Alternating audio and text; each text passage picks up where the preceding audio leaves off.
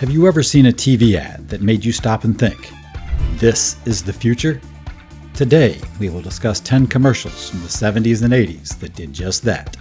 From early computers to the first hints of smart homes, these spots were ahead of their time. Get ready to relive moments that ignited curiosity and shaped our world, and see which ones you remember most. Virtual reality concepts. VPL Research's Data Glove. In the 1980s, VPL Research introduced the Data Glove. Ads and demonstrations showed a gloved hand moving in virtual worlds. This early VR concept let people control computer graphics through hand gestures. Even though the technology was limited, it hinted at what VR could become. Sensors on the glove translated finger movements into data. People saw it as a leap toward stepping inside a computer program.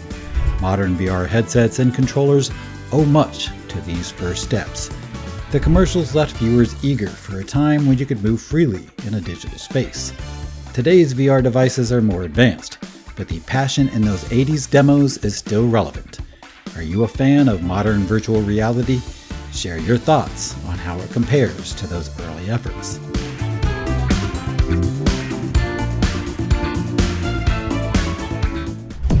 IBM's Office of the Future. IBM released promotional materials in the 1970s, showing how offices might function with digital systems. They showed desks with computers, automated data sharing, and minimal paper. Businesses were used to filing cabinets, typewriters, and faxes. Seeing a more connected space was eye-opening. Their visions included early networking ideas. A video might show workers tapping computer terminals for instant information.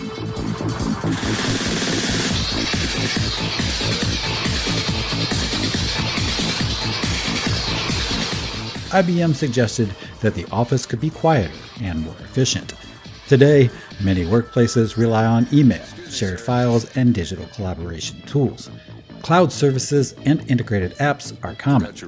That early message from IBM helped people see that computers could ease tasks. Now, scanning documents or collaborating online feels normal. Sony Walkman, 1979. The Sony Walkman, introduced in 1979, changed how people listened to music. Ads showed carefree individuals enjoying tunes through lightweight headphones. This broke away from large home stereo setups. It was small and ran on batteries.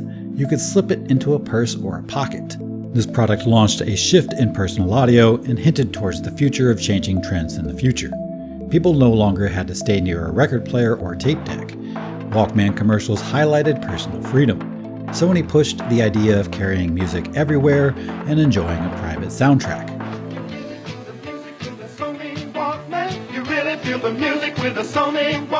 Over time, portable audio evolved into CD players, MP3 gadgets, and smartphones, but the Walkman was the first big step. Did you love having your own music on the go? That feeling was fresh and exciting back then. The Walkman from Sony, the one and only. Apple's 1984 commercial. This Super Bowl ad first aired on January 22, 1984. It introduced the Macintosh computer and was directed by Ridley Scott. The production budget was around $900,000, which was huge for that time. Secure from the pests, obeying contradictory reports. The ad was inspired by the novel 1984, but Apple's story showcased a young athlete smashing a giant screen. Viewers were left with the message that Apple would free them from stale, rigid systems. Apple positioned itself as the fresh face of personal computing.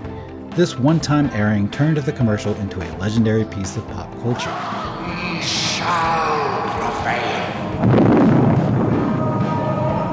It drew excitement around the Macintosh, which had a graphical interface and easy-to-use design.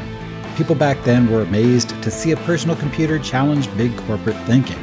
In a way, the ad foresaw a world where technology empowered everyone. Xerox Alto. Early 1970s promotional materials. Xerox created the Alto at the Palo Alto Research Center in the early 1970s. It wasn't a traditional TV spot, but they made promotional videos to show its power. The Alto had a graphical user interface, a mouse, and windows on a bitmapped screen. These features set the stage for personal computing as we know it. At the time, users were accustomed to text-based commands. Seeing folders, icons, and a mouse pointer felt cutting edge. The Alto inspired future systems like the Apple Macintosh and later Microsoft Windows. Even though Xerox didn't turn it into a big commercial product, its promotional materials impressed tech watchers. They saw how the Alto could change offices and personal hobbies. The seeds were planted for the interface most of us take for granted today. Smart home predictions, 1980s. During the 1980s, some commercials featured homes with automated lights, voice-activated commands, and security systems that would respond to your voice. Doors opened by themselves, and thermostats adjusted based on typed schedules. Though the average home back then was not this advanced, the ads suggested these features might be part of everyday life someday.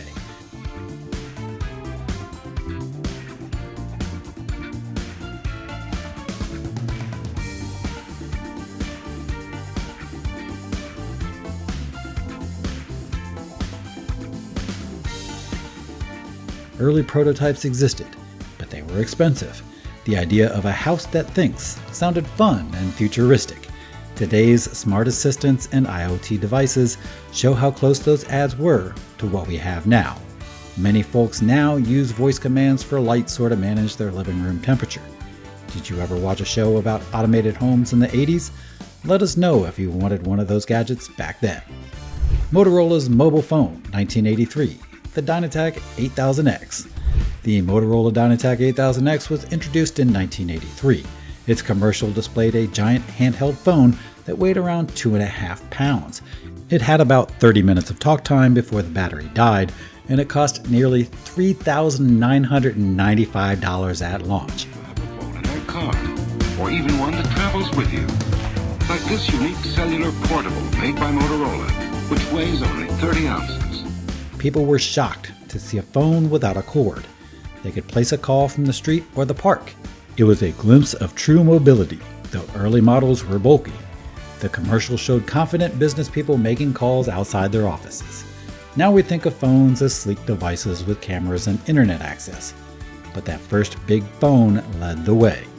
It was the start of the on-the-go communication. General Electric's The Future is Here campaign, 1980s.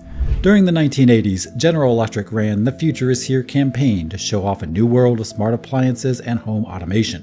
You saw appliances that seemed to talk to each other and lighting systems that adjusted on their own. This approach linked industrial innovation to everyday living. The calm voiceover and synthesizer sounds made it feel like tomorrow had arrived. The commercials highlighted interconnected consumer electronics, hinting at what we now call the Internet of Things. Refrigerators, ovens, and other devices appeared to share data, boosting safety and efficiency. By claiming that the future is here, GE built trust in its products while inviting you to think about a modern life filled with convenience.